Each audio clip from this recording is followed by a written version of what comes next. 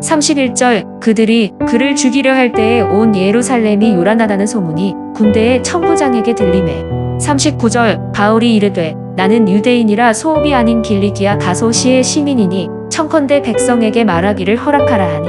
아시아에서 온 유대인들은 두 가지 제목으로 바울을 고발합니다.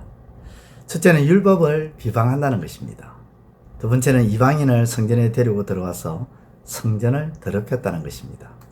성전은 크게 두 부분으로 나누어져 있습니다. 이스라엘 백성들만 들어갈 수 있는 내부 성전과 이방인들이 머물러 있던 이방인의 뜰입니다. 내부 성전과 이방인의 뜰을 구분하는 성전담은 150cm 높이의 낮은 담장으로 되어 있는데, 이 성전담의 벽에는 라틴어와 그리스어와 히브리어로 이렇게 새겨져 있습니다. 할례받지 않은 이방인 이 신성한 성전에 들어가면 죗값으로 죽는다. 이런 경고의 문구가 곳곳에 새겨져 있다고 합니다. 율법은 유대인들에게 삶의 근간이고 성전은 마음의 고향 같은 곳입니다.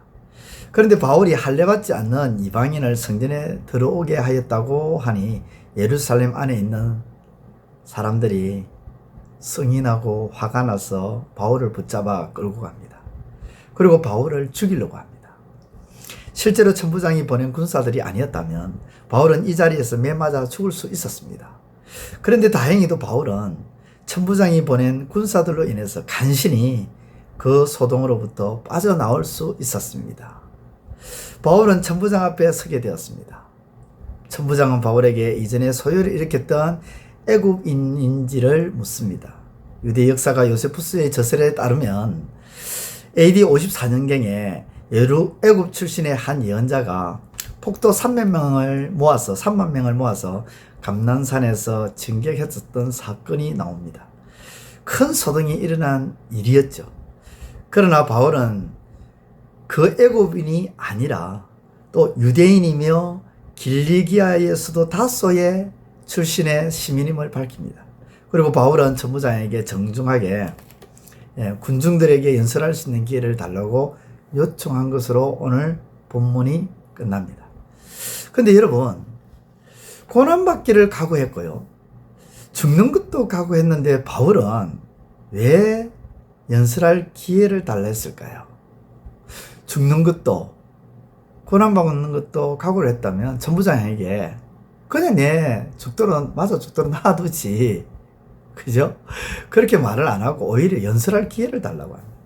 혹시 살 방법을 모색하기 위해서 연설할 기회를 달라고 하는 것일까? 아닙니다. 바울이 고난과 죽음을 각오한 것은 그리스도의 복음, 곧 하나님의 말씀을 전하기 위해서였습니다.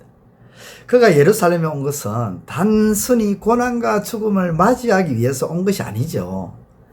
그가 고난과 죽음을 각오한 것은 그가 지은 죄가 있었기 때문이 아니었습니다. 그가 고난과 죽음을 자처하며 죽음의 길을 따르고자 예루살렘에 온 것은 오직 하나, 복음을 전하기 위해서입니다. 그렇기 때문에 그는 고난을 통해서, 죽음을 통해서 어찌하든지 복음을 전하는 매개체로 고난과 죽음을 사용하고자 했습니다. 복음을 전하기 위해서는 자신의 그 고난과 죽음, 그 어떤 것도 상관이 없었습니다. 바울의 머리와 바울의 마음은 오직 복음, 하나님의 말씀, 단 한순간을 살아도, 단 한 번의 기회가 있어도 그런 복음을 전하는 그런 기회로 삼았던 것입니다. 그래서 바울은 복음을 위하여 고난을 받는 것을 결코 부끄럽지도 주저하지도 망설이지도 않았습니다.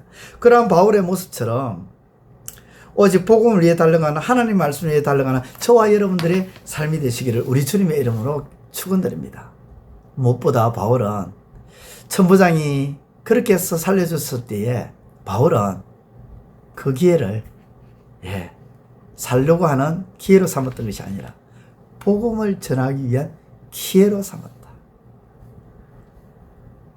그 사실을 꼭 기억하고 오늘 저와 여러분들도 주어진 삶의 여러 기회들을 하나님의 말씀을 전하는 기회로 삼으시는 저와 여러분들이 되시기를 우리 주님의 이름으로 축원드립니다. 기도드리겠습니다. 하나님 아버지, 복음을 위해서라면 고난과 죽음도 꺼리낌이 없었고 망설이지도 않았고 주저하지도 않았고 그 모든 것들을 각오했던 사도 바울. 사도 바울은 정말로 유대인들에 의해서 죽을 뻔한 그러한 상황에 놓였습니다. 그렇게 놓였는데도 불구하고 천부장으로 인해서 가까스로 목숨을 부지하게 됐을 때에 바울은 그 순간을 살아날 기회로 삼았던 것이 아니라 복음을 전할 기회로 삼았습니다. 아버지, 우리의 삶이 복음을 전하는 삶이 되게 하시고 우리의 삶 속에 일어나는 여러 기회들을 내가 살기 위한 기회로 삼는 것이 아니라 복음을 전하기 위해서 기회로 삼았던 사도 바울의 그 신앙적 걸음이 우리의 걸음이 되게 하여 주옵소서. 예수님의 이름으로 기도드리옵나이다. 아멘. 이제 오늘 받은 말씀으로 함께 기도하겠습니다. 첫째, 바울이 매맞아 죽을 위기 가운데서도 천부장을 통해 살려주시는 하나님의 섭리와 손길을 깨닫게 하옵소서.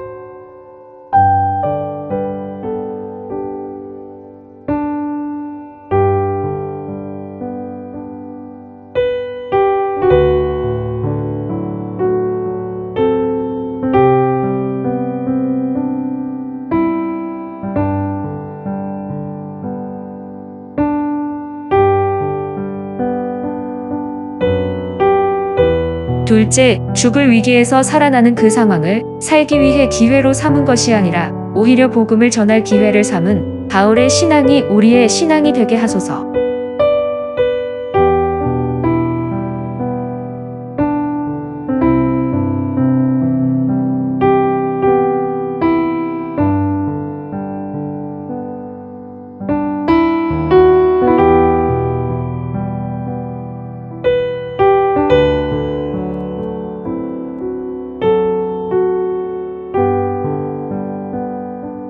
이제 오늘의 기도 제목을 가지고 합심하여 기도하도록 하겠습니다. 첫 번째, 하나님, 나의 공로와 의를 드러내기 위한 교회가 아니라 주의 공로와 의를 드러내는 교회 생활이 되게 하소서.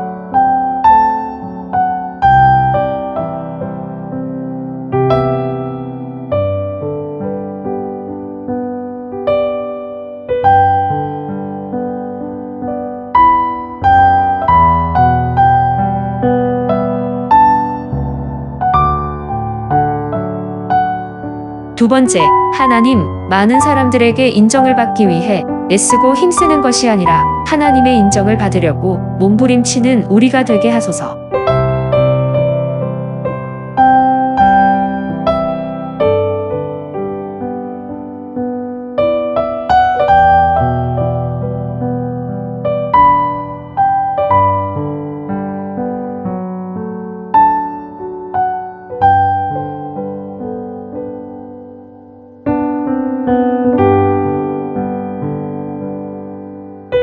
세 번째, 하나님, 우리 입술의 말이 온 유함과 부드러움과 친절함과 겸손함으로 충만하여 그리스도의 향기를 드러내게 하옵소서.